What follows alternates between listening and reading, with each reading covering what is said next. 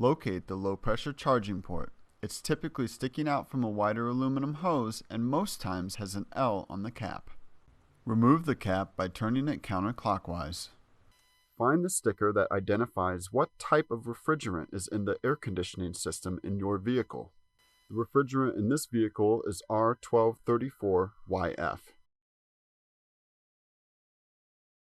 Turn on your vehicle and let it run until it gets to its normal operating temperature.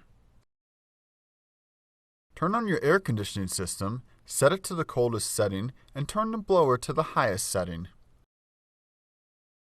Open the doors so your air conditioning system doesn't cycle on and off while you attempt to add new refrigerant. Locate the AC compressor. This is a belt-driven component and will have the coolant lines running to it. Ideally, you want the compressor to be running before adding refrigerant. You should be able to tell if the compressor is running by looking at the center of the pulley.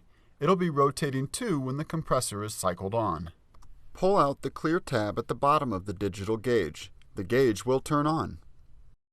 Connect the refrigerant to the low-pressure charging port. If the can of refrigerant doesn't connect to the port, it's possible you have the wrong type of refrigerants, as each type of refrigerant has a specific port. Check the sticker under your hood to identify the refrigerant type in your vehicle. 134A will only fit the low-pressure port on a vehicle with 134A refrigerant, and R1234YF will only fit vehicles with R1234YF refrigerant. If you confirm that you have the correct type of refrigerant and the connector still refuses to connect, it's possible you are attempting to connect to the high-pressure port.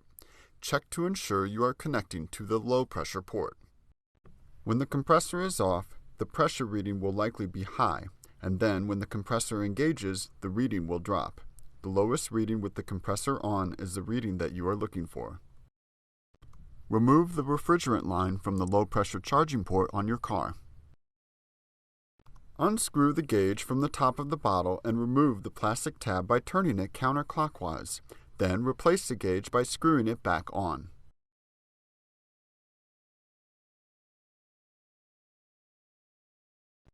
Connect the refrigerant to the low-pressure charging port again. Rotate the can between the 12 and 3 o'clock positions during the charging. It's important to periodically stop the flow of refrigerant into the system to take an accurate pressure reading. Once the pressure is in the green range and the vent temperature is colder, you can stop charging. Do not try to get it to the highest part of the green zone, as you may risk overcharging your vehicle. Turn off the engine before removing the refrigerant from the charging port.